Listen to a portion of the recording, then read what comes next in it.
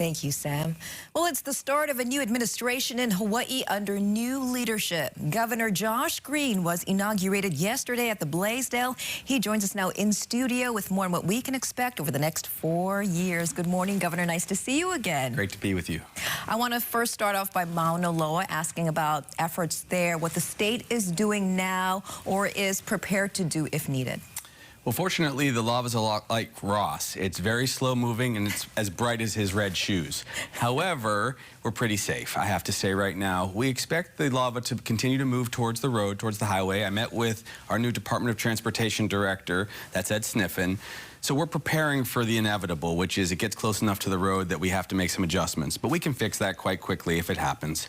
We're going to be safe. We're also worried about air quality, not just that road. So these are the things that you have to constantly concentrate on. So we'll have more air monitors up. We'll have the road be safe. So please, if you're out there looking at the lava, be very careful because people are slowing down. I don't want collisions. I do want to ask you about your efforts to help residents by removing the sales tax on food and medication. There have been similar efforts in the past. None have become law. So what's the difference today? What are you doing, and when could residents see any effects? Well, this would be legislation, so we have to work with the legislature. I have a good relationship with both the House and the Senate. I think this is the time to do that because the tax on food and medicine is very regressive.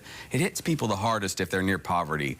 Why hasn't it passed before? Well, that's tax revenue that the state has tended to need. But now we have some surplus. So if we're going to be progressive, we want to focus on the people who are having the hardest time affording to live in Hawaii. So I think this is the time to do that. We should suspend that tax. The legislature hopefully will help. Our team will actually submit legislation out of the governor's office to do it. But I hope that a lot of the legislature will follow suit. Now, it hasn't become law in the past. What makes you think it will become law this time around because of that surplus? Things change. I mean, it took, of course, decades to pass rights for marriage. It took decades to create medical marijuana laws. It took decades to pass laws to create a trauma healthcare system. Each time there was a new need or society changed. Now there's a need to help people who are living near the edge on poverty questions. Also, we're going to be doing a lot of other things to address the cost of living, but they're going to be slow because it's going to take a long time to build houses and get our energy costs under control. And I'm glad you mentioned housing because that's what I was going to ask you, because another big factor in the cost of living is housing. So, of course, what are you specifically doing and working on to help residents? Because a lot of us working full-time, 2 jobs, dual income, and we cannot afford a house in Hawaii. So what are you doing to help us out? So we want to jumpstart the inventory process. There's a lot of houses across the state that already got their entitlements and were approved.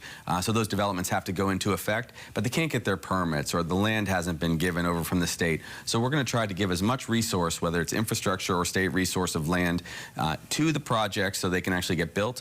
Remember, we're going to have a big amount of money for Hawaiian Homelands. Department of Hawaiian Homelands is going to have $600 million to really push forward, whether it's on distributing land, building new housing developments, maybe some towers. All of these things are on the table for us.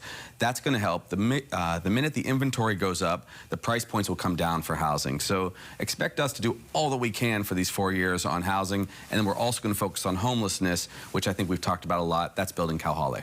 I got to wrap, but I want to ask you really quickly. You said that you're going to be a new kind of governor, one that the state hasn't seen before. You said that even before the primary election. Yes. What are you talking about? How different are you going to be? I'm going to be very hands-on. I'm going to be in the trenches. You will see me, for example, do what I can tomorrow to go to the HTA meeting and to try to sort some of that difference out. We would like to move forward in expeditious ways, but sometimes I'm going to just be there so that people say, okay, this is what the governor wants. We want to get it done.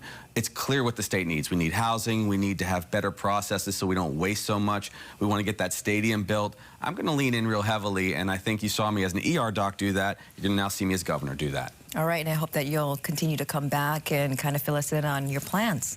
I've only been in there 18 hours. Here I am, so I think that means yes. You're late. That's right. Thank you so much, Governor Green, for joining us. Nice to see you again.